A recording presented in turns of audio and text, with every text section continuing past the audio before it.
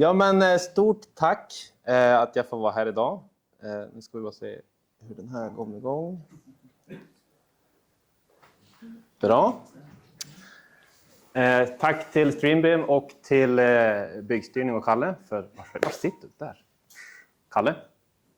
Han gick ut. För att ni pushar framåt. Nu ska vi se hur vi kan pusha andra grejer framåt. Mitt namn är Jonathan Jakobsson. När jag är påklädd då ser jag ut så här, sitta. Så. Men när jag mår som bäst då får jag vara i min overall i skoten. Kommer från Lycksele men finns på Avery. Det här är vår korta agenda. Jag fick 15 minuter så det kommer att gå fort. Frågor kan vi ta senare eller efter presentationen. Vi kommer att tala om widgets idag. Typ plugins till Streambeam. Och vad vi kan göra med dem. AI som möjliggörare för det här. Och så ska vi hoppa in i live-demos för att inte tråka ut oss i PowerPoint. Och sen får ni några steg till om ni vill börja med det här. Hur gör man då? Vad är widgets? Jo, de som har sett Streambeam är bekant med gränssnittet. Det vi gör med widgets, då kan vi liksom i den här lilla plutten kan vi lägga till extra plugins kan vi säga, som kallas för widgets i den här världen. Och widgets är egentligen det är som någon sorts plugin som du stoppar in en URL, du skickar den till Lerian på supporten och säger jag vill ha en widget här på det här projektet, den här URLen. Ja, vad ska den heta? Ja, IDS widgets får vi kalla. Då blir det ett plugin i ditt projekt på Streambeam där du får göra lite grann vad du vill göra. Och vi ska visa lite grann vad man kan göra. Så vi ska ha ett kort, snabbt tech-demo på hur det här widget API ser ut. Och vad man kan göra idag. Så då får jag välkomna er hem till mig i min modell här, min lilla digitala tvilling här. Och det vi ska titta på bara lite snabbt innan vi berättar om de widgets vi har tagit fram för idag. Det är Streambeams demo som finns på GitHub som man kan leka med om man vill.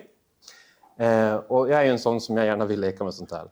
Det är kanske inte alla som är det förstår jag ju. Så det är vi med på. Det här är den demo som Streambeam har. Det här är liksom Streambeams egna grejer. Som man kan stoppa om på en server om man vill. Kan man testa här. Ja, vad vi kan göra den här. Jo, vi kan ta ID. Vi kan titta vem som är inloggad. Kanske inte så spännande. Men det vi kanske som är mer spännande är att vi kan interagera med från vår nya lilla widget. Den här iframen då. Så kan vi styra våran viewer. Och det är ju lite grann en nyckel. För vi kanske vill navigera med den här widgeten. Vi kanske vill visualisera grejer, färglägga, dölja, tända. Ja. Så en sak vi kan göra som är kanske väldigt intressant det är ju att hämta alla klicka på ett bord och kolla dess objektinformation. Det här är allt som står om den. Ja, det är jätteintressant kanske om man är en sån som jag. Men man kanske också vill kolla finns det andra typer av bord i det här. Ja, det fanns 2 bord. Ja. Eller väggar. Vilka typer av väggar finns det här? Ja. Så vi kan använda våran widget för att styra viewern. Och vi kan hämta grejer som finns här in i våran widget. Och det här blir lite intressant i flera aspekter. Men det vi kan göra med, vi kan ta skärmklipp, jättefiffigt. Det här kanske vi vill heta till någon AI, kolla vad det är för någonting. Vi kan färglägga med det här, säg BIP och Type ID. Kanske vi vill färglägga på om vi vill. Från våran widget. Det kan vi göra om vi vill. Det här är liksom några av de funktioner som vi kan använda från det widget API. Det här JavaScript-biblioteket som Streambeam har gjort tillgängligt och öppet och ledigt. Ja, alltså jag fick i någon sorts snacket, men jag kommer kanske göra någon besviken här, men AI här i det här fallet är ChatGPT. Jag är ledsen att göra någon besviken om man har förberett någon sorts machine learning, jättehäftig presentation här. Det här är bara ChatGPT. Allt ni har sett idag det är ChatGPT. Jag törs knappt säga att det är jag som har gjort det här själv. Men jag får väl stå för ansvaret i alla fall.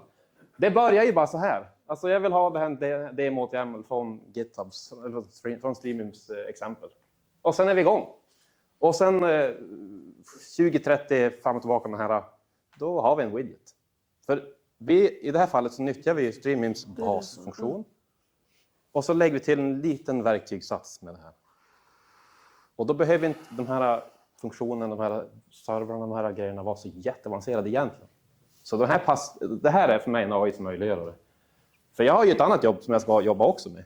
Så här är liksom, med ChatGPT här, då när jag får liksom spruta upp text, jag får testa det, så får jag göra något annat, göra någonting i Solid eller Navisworks. Så jag får tillbaka, göra något roligt, och så tillbaka till Navisworks. Och ja. Så att AI är för mig i det här fallet, det är möjliggörare till mycket roligt. Nu råkar jag vara webbutvecklare innan jag varit byggingenjör, så det är klart att det kanske hjälper en del. Men det går att lära sig mycket med ChatGPT ändå. Det vi ska göra visa några exempel idag med vad man kan göra med widgeterna idag. Det är den kanske mest intressanta, det är något som jag vill kalla bring your own data widget. Liksom där vi liksom har kanske någon data från någonstans. Om det är en beskrivning kanske, eller om det är information och resultat från något verktyg eller någon databas. Så kan vi göra en sån widget som vi kan presentera i våran miljö. Då. Vi kan göra dashboard. Det ska vi inte grotta ner oss jättemycket med. Vi kan göra länkar till andra externa API-er. Så att vi behöver inte mata in allting i IFC-modellen. Vi kanske borde. Och vi behöver inte alla gånger. Och ett sånt exempel vi ska visa, det är byggvarubedömningen. De gröna här, jag vill bara ge rätt förtjänst till rätt ställe här. De gröna här nu, då använder vi ett verktyg som heter IFC OpenShell också. Det här används streaming i bakgrunden också. Men det här är ett jättefiffigt bibliotek för att göra de här två sakerna framförallt. Write and modify IFC files. Det börjar visa sig vara väldigt intressant ibland.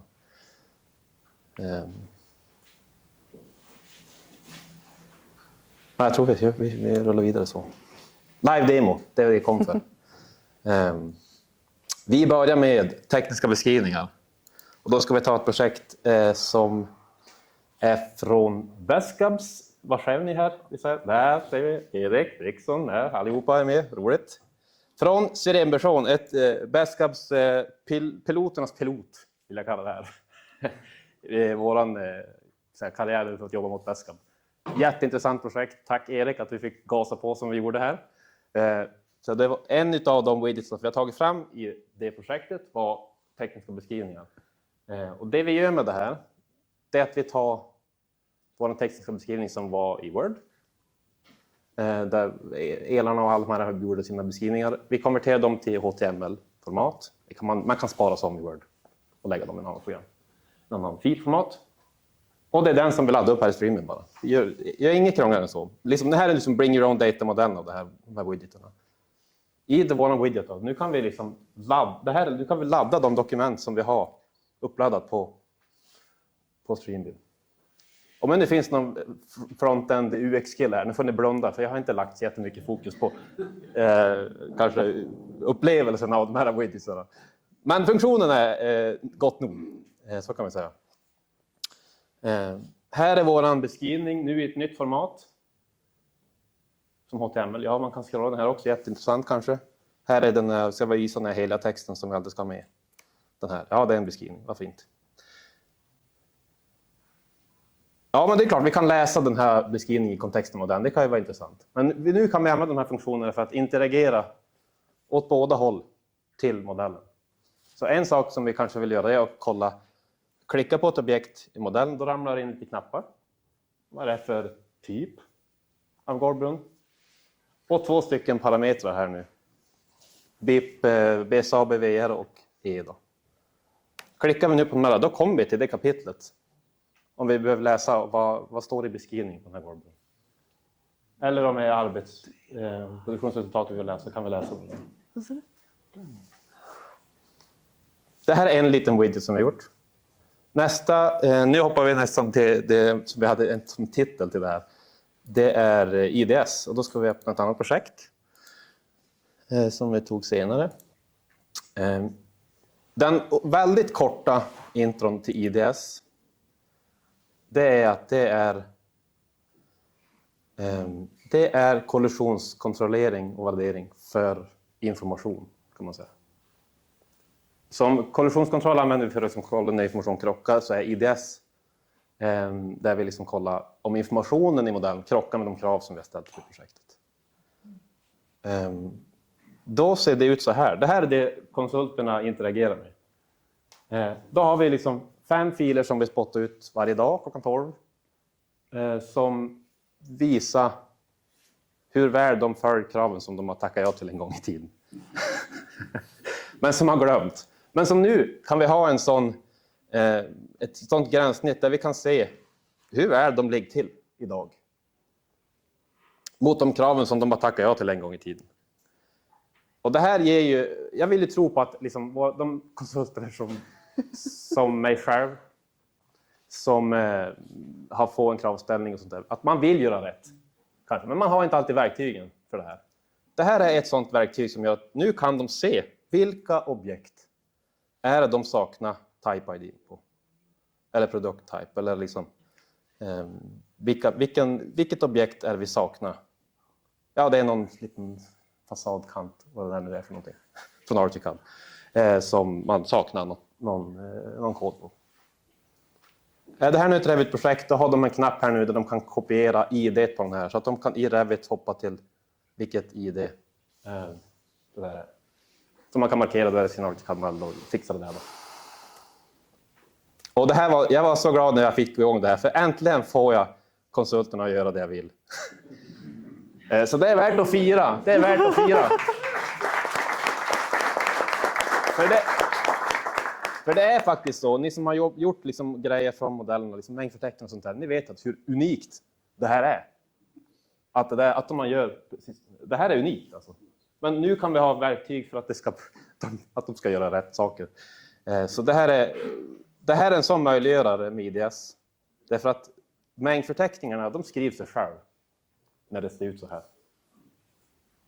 Ja, det här är en grej, en widget jag har gjort. Nästa, det är clashes. Ja, vi måste visa det också. Så här kan man också bygga widget. Streamen kanske själv borde ha stöd för det här så småningom. Men med det här så kan vi också ladda upp kollisionsresultat från, i det här fallet är det IFC OpenShare, massa scripting i bakgrunden. Men vi kan presentera det här i den miljö som vi gör allt annat i. Där vi kan kolla vilka objekt som krockar mellan el och K i det här fallet. Ja, det är 51. Ja, de där får de ordna. Det här gör att vi kan liksom flytta arbetstänket lite grann. Det är inte jag som är BIM-samordnare som ska liksom babysitta de här är vuxna människor. De ska inte rita oss att det blir krockar egentligen. Men nu kan vi liksom ge dem ett verktyg där vi i den miljö som vi gör allt annat i så kan de få verktyg att göra rätt saker. Precis, vad mer hade vi för ordet jag ska visa? Jo, dashboard. Jag måste ha någon dashboard i alla fall, även om det är skittråkigt egentligen. Men vi har visat en sån i alla fall.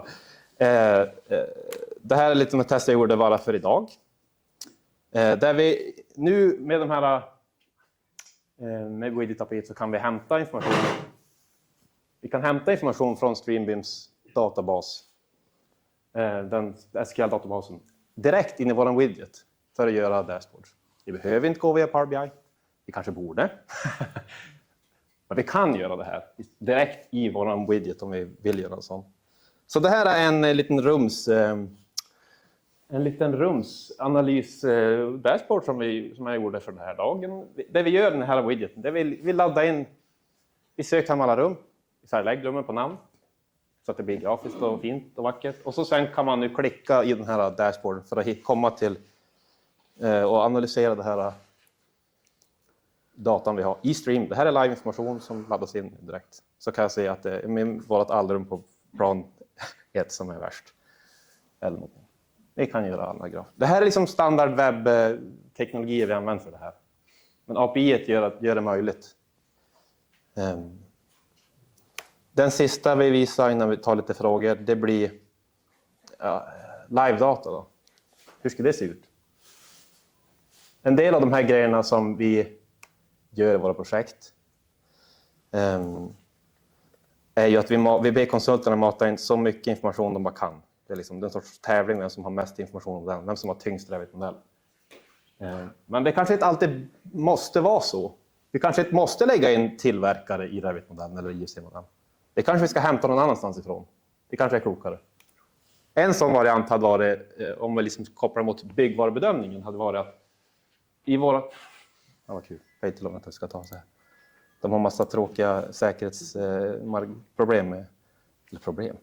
I mina vägar är det problem, men i byggvarubedömningsvärld är det här nödvändigt.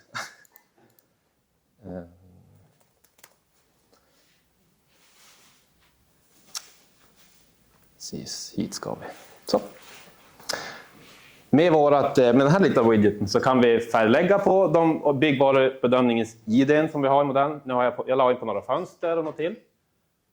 Och så kan vi skicka de här frågorna till byggvarubedömningens API. Men vad står det i det här API, den här koden? Jo, det här är ett fönster. Vem man får den här från. Organisationsnummer var kanske inte intressant, men det här var det ChatGPT föreslog. Men det mest intressanta är ju att den här produkten ska ju undvikas. Och så en länk till byggvarubedömningen, den där produkten. Då. Om man nu hade velat logga in. Så vi kan använda widget API för att göra externa anrop till andra ställen om vi vill. För att kanske liksom minska graden av parametrar som måste in i modellen. Vi kan ha dem någon annanstans egentligen. Nu ska vi se vad jag har tänkt ge mig med. Ja. Men exakt det var utroligt artigt. Har vi tid för några spörsmål? Eller? Ja, det är bra. Kör på. Jag har lagt en hemlig timme. Ja. En hemlig timme. Jag tippar att det är någon som har lite inspiration av några spörsmål. Det tror jag. Alltså några frågor. Massor.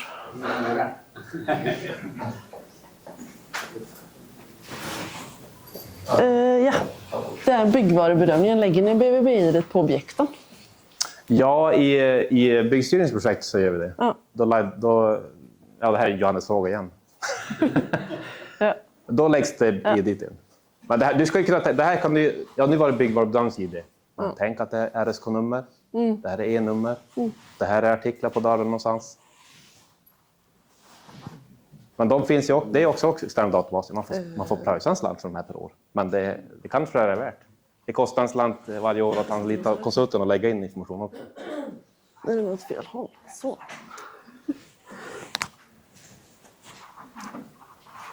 Då tackar jag för mig.